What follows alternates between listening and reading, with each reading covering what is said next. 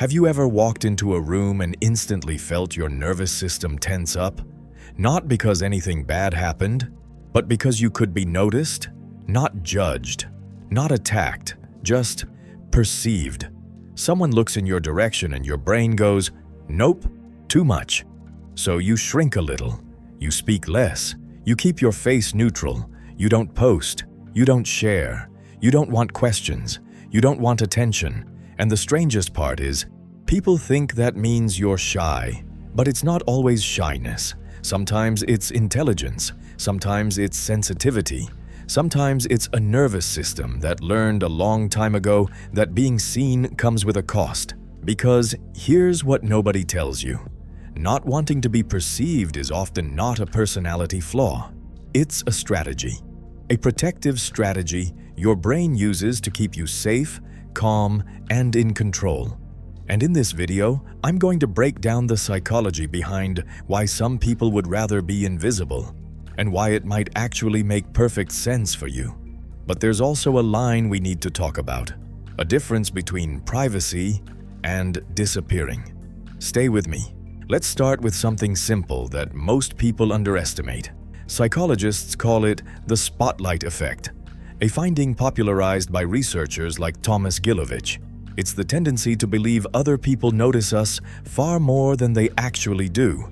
Your brain acts like there's a spotlight aimed at you. But in reality, most people are busy thinking about themselves, their own insecurities, their own mistakes, their own hair, their own phone, their own life. So why do you still feel exposed? Because for some people, the spotlight effect isn't just a quirky bias. It's amplified by your traits and by your history. When you hate being perceived, what you usually hate is what perception implies. Perception means access. Access means interpretation. Interpretation means misunderstanding. And misunderstanding for you doesn't feel like a small thing. It feels like danger. Not logical danger, social danger, emotional danger. So you don't just avoid attention, you avoid being readable, and that shows up in tiny ways. You keep things vague when people ask about your life. You dress to blend in, not stand out. You avoid being photographed. You don't like people knowing what you're working on until it's finished. You hate the moment someone says, "So tell us about yourself." Now let's talk about why. The first reason is simple. Some people experience the world at a higher volume. If you're a highly sensitive person, or you just have naturally high emotional attunement, being perceived feels intense because you're processing more.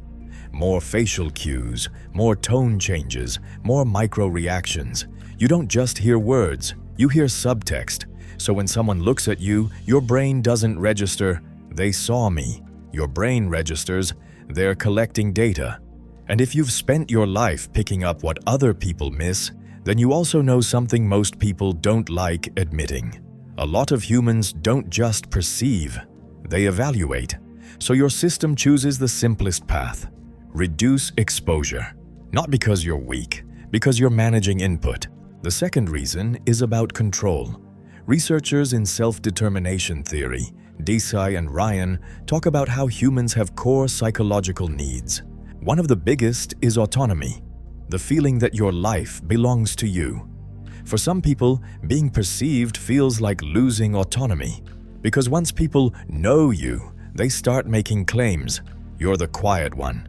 You're the strong one. You're the smart one. You're the funny one. You're the responsible one. And now you're trapped in a role you never agreed to.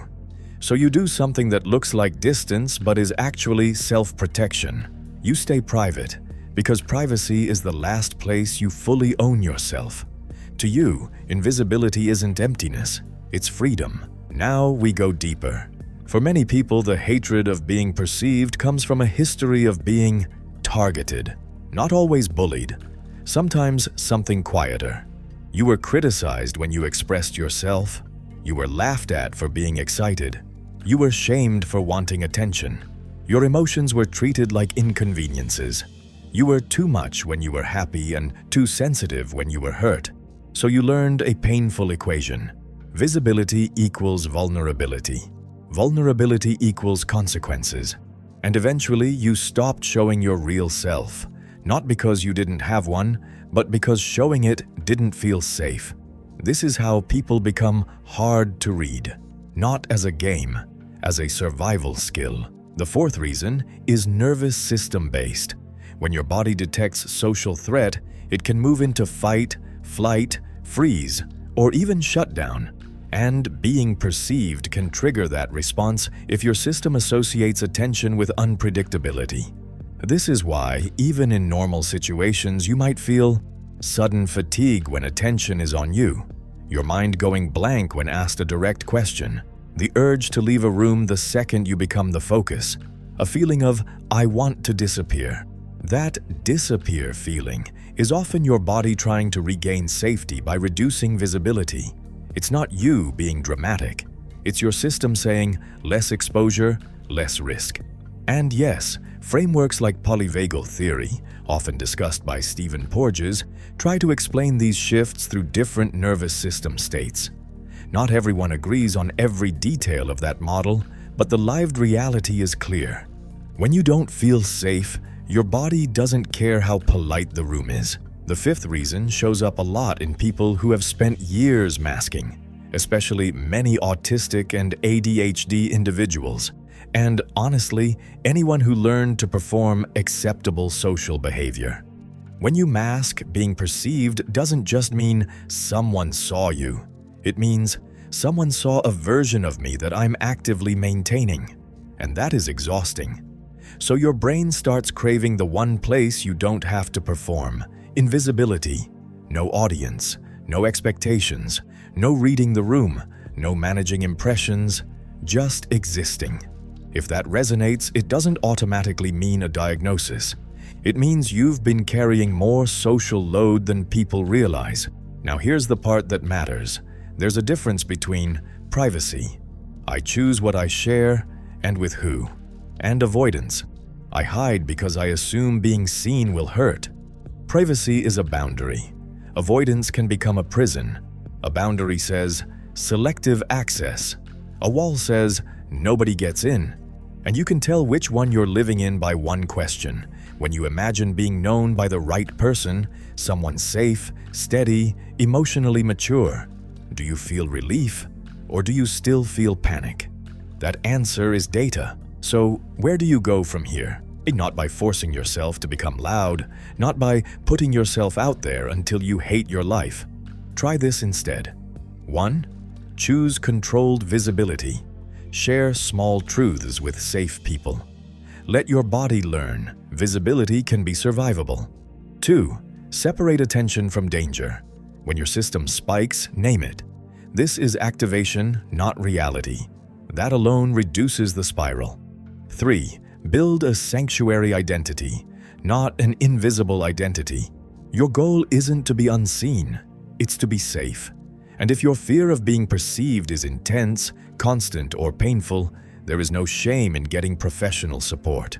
Some patterns are less about mindset and more about healing the nervous system. If you've spent your life trying to stay invisible, I want you to hear this clearly. You're not broken. You're not cold. You're not weird. You're someone whose mind learned that being seen is expensive, so you became careful with your visibility. That's not a flaw. That's intelligence. And the next step isn't becoming someone else.